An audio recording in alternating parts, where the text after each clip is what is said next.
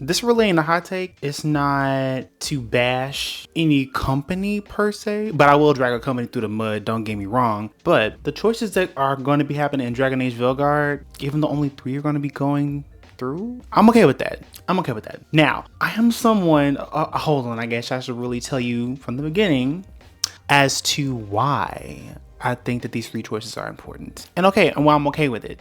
First of all, I got hooked on like Dragon Age from Dragon Age 2. I know it's not the best game, but like if I fell in love with that, which was objectively trash, great story, but objectively, gameplay wise, assets were reused, this, that, and the fourth, and it wasn't the greatest thing.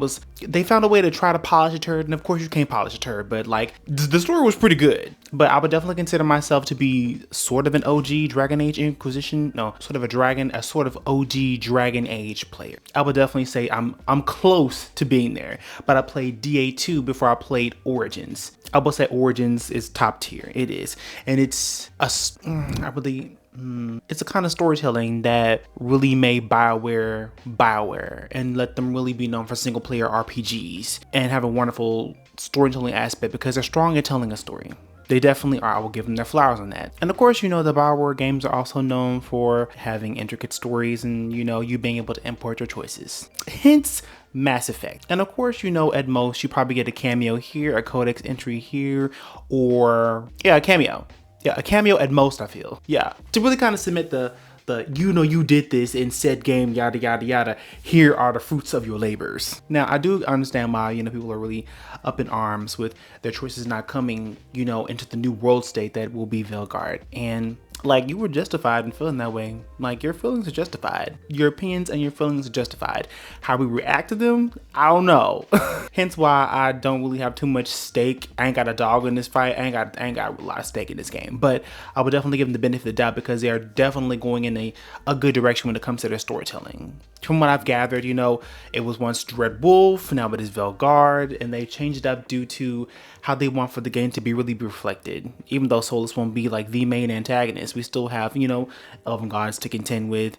And granted, we won't know what's gonna probably happen to Mythal. I don't know. We may or may not find out what's going to happen to her and our Inquisitor if they drank from the well. Hold on. I kind of do think they probably should have made the choice of if you drank from the well to kind of tread on over into this game right here. But I guess it being truly integral to the story, I guess it really wasn't important. Seeing as how we're in Northern Thetis and everything, I guess the southern choices that we made while doing our Inquisition kind of thing, sealing up the rifts, patching up all the kids and families, and sending out the demons, banishing the demons, shall we say, from Southern Thetis. And it's moving into a whole entire new area where we really didn't have too much effect on, due to the Inquisition. I mean, I guess who's sitting on the Southern Throne over Olay really won't really matter since you're into Venter and you're like ass deep in Outletland Forest, looking for gold or whatever.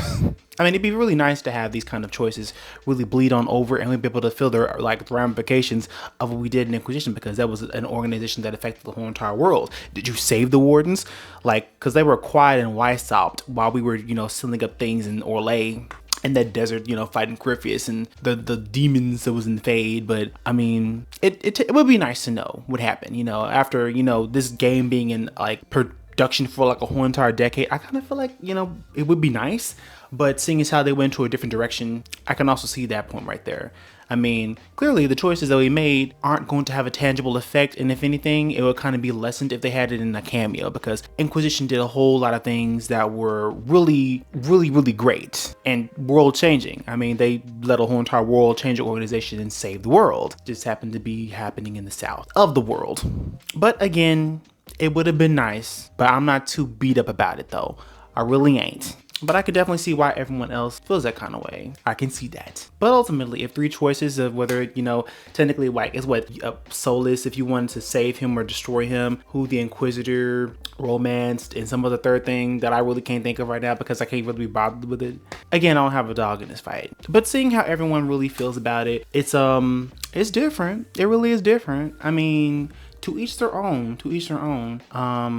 But honestly, I think that we all just need to have a really much more better outlook when it comes to Dragon Age Veilguard. I personally feel it's going to be a good 7 out of 10. I do. And that's not with me just simply just like loving the Dragon Age series and the storytelling aspect. I do love a good single player RPG. I do. I really do. But I mean, come on. We all came in for the story. I came in for the story and for the lore. We want to see how this is going to turn out. What's going to be Solas's end goal? Is the Veil going to get ripped down? Who knows what's going to happen? I think we're continuing the story, even though the past choices that we experienced in Inquisition aren't going to be bled over into this patch, into this game, into this whatever, into this timeline. I think that we should just give it the benefit of the doubt instead of roasting it and flaming it, because again, a lot of hate and ignorance, you know, fan engagement. And for good or for ill, you have like two camps.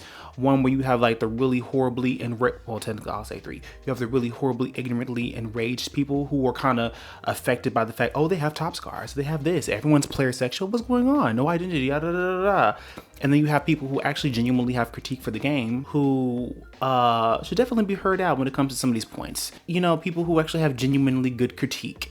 And it's not coming from a place of just hatred and critique without actually wanting to improve upon it. It's coming from a really good place, from what I can tell. And you have people like me in the middle who are like, well, cool, we got top scars, player sexual, I won't have to do too many playthroughs and play this right here, da da da da. I mean, it's good to have, you know, replayability. That's definitely something you should definitely consider. But I mean, technically sexuality in Thetis is varied. I mean, it's varied. I mean, not everyone is simply straight or gay. You definitely have everyone who's in between that right there. So it just adds more spice, more variety to it. And I think that we should definitely embrace it a little bit more when it comes to that. But everyone can't be saved. Don't be out here trying to cape and save a hoe, whether it be for a game or a person. But I do think we should give this game a little bit of grace, because from what I can tell, the game's development looked great. It looks great. It looks pretty good. And oh my gosh, I'm trying to really understand, why are people trying to, like, this isn't Dragon Age, I get it, but you're supposed to grow and improve. If they didn't grow and improve and they kept things from like Dragon Age Origins and DA2 and kept those kind of graphics, I know they're working with Frostbite, but I mean, come on, would you like to have that kind of playthrough and, you know, just have that in Veilguard? I hope not. I really hope not, because you saw Baldur's Gate, right? They improved upon the tabletop. They improved upon it, made the characters more fleshed out, made them just great. Actually, all of them weren't player sexual, and I can respect that. I definitely can. I can. Even though Veilguard is allowing everyone to, you know, be as fluid as they want to. I mean, it is what it is. You don't have to romance anyone in the game. It's a game. It's meant for you to enjoy the story and enjoy the art, because again, this is a story that's being told. And for some, mostly, I guess the main masses, they want to see fights, dragons, this, that, and so on. But something really too bad to get beat up over, because at the end of the day, the game's gonna come out on, hold on, knock on wood, you never know, because we had that strike and it was kind of looking tumultuous right there. I mean, like October 31st, like, ugh. Anyway, the game's gonna be coming out October 31st. I think that we should all just, you know, give it the benefit of the doubt, because if it's going to be complete and total trash, which I'm pretty sure it's not, it'll probably be a little wonky, a little rough around the edges, a couple, you know, what's I'm looking for? A couple, can't think of the word. But it'll definitely be probably a little different. Combat will be different when it comes to whether you're a mage, a warrior, or a rogue. It's going to be different. I want for you to tailor the game to you, because it's an RPG, it's role playing. They're just giving you more options. They're giving you more things to work with, except for the choices that you need to be imported in from the other game, which is Inquisition, Dragon Age, and DA2, Dragon Age Origins. But yeah, I wouldn't worry about it like too much. I wouldn't worry about it. And for those who have been keeping a very level head, for those who actually have wonderful, good, constructive critique coming out for Veilguard, I thank you for your opinions, and I thank you for having the insight to be able to, you know, dissect the game and to actually give wonderful, great, constructive critique. I thank you for that. And that is needed, because that is constructive. And for the other ones who just keep throwing DEI and woke, please understand the range that you have to have, because you're using using buzzwords and all that kind of stuff just to get clicks and engagement off of a game that's just giving you more options. I would hope that you would like options. Do you season your food? Maybe, I don't know. But anyway, the option is there. You don't have to choose it if you don't want to, really. And again, to the middle people, thank you for keeping a level head. Thank you, because like, you out here paying bills, and I'm guessing social media ain't paying your bills, so you don't have to get the engagement. which is good, which is really, really good. But anyway, thank you for coming through, listening to this little heart to heart about Dragon Age Inquisition. Oh my gosh, Veilguard. See, I'm getting that stuck in the back of my mind. Anyway, I just give it the benefit of the doubt, and I'm pretty sure that it'll be a fine game when it comes out on the 31st. Anyway, enjoy your time, enjoy some water, stay hydrated, moisturize, get some aloe vera, whatever you need to do. Anyway, I'll talk to you later, okay? All right, later.